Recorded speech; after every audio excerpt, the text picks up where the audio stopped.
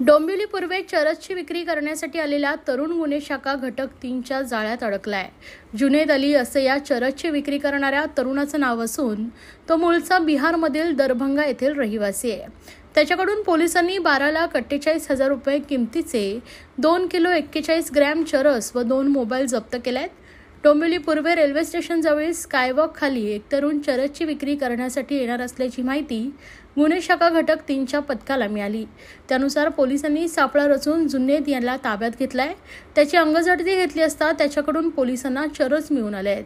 या प्रकरणी पोलिसांनी चौकशी केली असता त्याने हे चरस बिहारमधील पूर्व चपरन येथील बबलू नामक व्यक्तीकडून विक्री करता आणल्याचं पोलीस तपासात निष्पन्न झालंय। तसेच त्याने 1 किलो चरस डोंबिवलीतील सैराट उर्फ राहुल राहिले याला विक्री केल्याचं उघड झालंय। या प्रकरणी पोलीस राहुलचा शोध घेत आहेत। यांचे सिनियर पीआय नरेश पवार आणि त्यांच्या टीमला इन्फॉर्मेशन होती की चरस आपल्या इकडे विक्री होणार आहे। त्या अनुषंगानं एसीपी डिटेक्शन 1 शेखर बागडे साहेबांनी त्याच्यामध्ये ट्रॅप आयोजित केला पूर्ण टीमने आणि त्याच्यामध्ये आपल्याला एक आरोपी अरेस्ट झाला। त्याचं नाव जुनेद शिबली अली असं नाव आहे आणि हा राहणारा आहे मूळचा बिहारचा दरभंगाचा आणि आपण याला याच्याकडून 2 किलो चरस त्याची किंमत जवळजवळ 12,62,000 आहे मार्केट रेट त्याचा आपण हस्तगत केलेला आहे।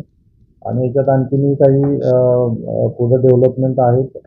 याला इंट्रोगेट केलं त्यावेळेला असं लक्षात आलं की हा नेपाळवरून हा बिहारमध्ये सप्लाय झालेला आहे हा माल आणि बिहारमधून आपल्या इथं हा डिस्ट्रीब्यूट झालेला आहे। आता याचं बॅक आपण ट्रॅक करत आहोत आणि याच्यामध्ये जे काही बिहारमधली काही लोक इन्व्हॉल्व आहेत आणि अशा पद्धतीने हे आंतरराष्ट्रीय व्यापार हा चरसचा चालत आहे। त्याच्यावरती आपण पुढच्या आरोपी अरेस्ट करून याच्याकडून माल हस्तगत होण्याची शक्यता आहे। अतिशय उत्कृष्ट कामगिरी युनिट 3 क्राईम ब्रँचने केलेली आहे। या ठिकाणी आणखीनही काही याच्यामध्ये डेव्हलपमेंट असतील तर आपल्याला ब्रीफ करण्यात येईल। याच्यामध्ये by road Nepal to Bihar आलेला आहे आणि हे बाय ट्रेन आपल्या ह्याच्यामध्ये आलेलं आहे। तर याची आणखीनही माहिती घेत आहोत की आता बाकीचे इथं कोण रिसिव्हरही आपल्याला या ठिकाणी मिळालेला आहे। तर बाकीच्या याच्यामध्ये काही नेक्सस इन्व्हॉल्व आहे का त्याचाही तपास याच्यामध्ये चालू आहे आपला। कधीपर्यंत आहे आता 7 दिवस आता NCR मध्ये आहे आरोपी। आता जो आरोपी आहे ते 7 दिवसाची आपल्याला पोलीस कस्टडी होती।